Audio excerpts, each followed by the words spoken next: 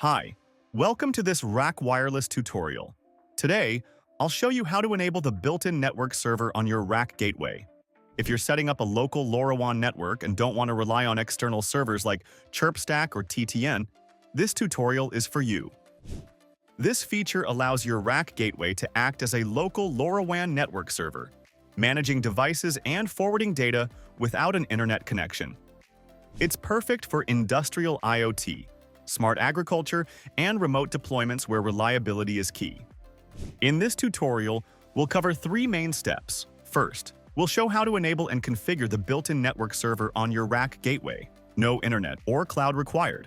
Second, how to link extender gateways to extend the local network coverage. And third, we'll walk through creating an application and registering devices so you can start receiving data. Let's get started. Step 1. Enable the built-in network server. First, log into your RAK gateway's web UI. Once you're logged in, navigate to LoRa tab in the left menu, then click Configuration.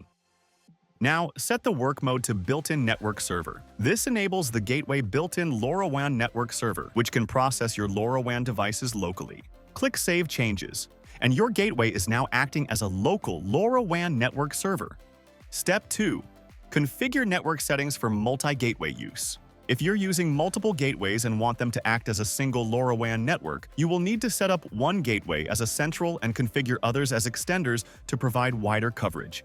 On your central gateway, go to LoRa, Configuration, and expand the Gateway Backend Configuration section. Enable the built-in MQTT broker and make sure your settings are configured as follows.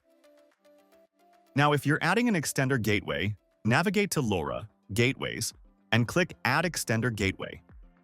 Once added, the extender gateway will forward packets to the central gateway, expanding your network range. Step 3. Register LoRaWAN devices in the local network. With the built-in network server enabled, let's add a LoRaWAN device. Go to LoRa, Applications, and click Add Application. Now, select an application key type based on your security needs. If you need one key for all devices, choose Unified Application Key. If you want a unique key per device, choose Separate Application Key.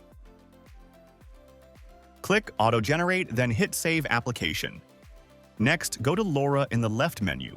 Then click the Applications tab, select your application, and click Add End Device.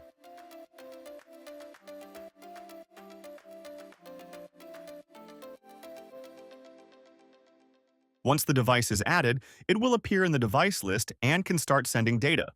Let's recap what we've covered today. First one is enabled the built-in network server. Second is configured multi-gateway networking with MQTT. And then third, registered LoRaWAN devices for local data processing. Alright, that's it for today's tutorial. I hope you found it helpful and learned something new. If you did, do me a quick favor. Hit that like button and subscribe if you want more tutorials like this. Thanks for watching, and I'll see you in the next one.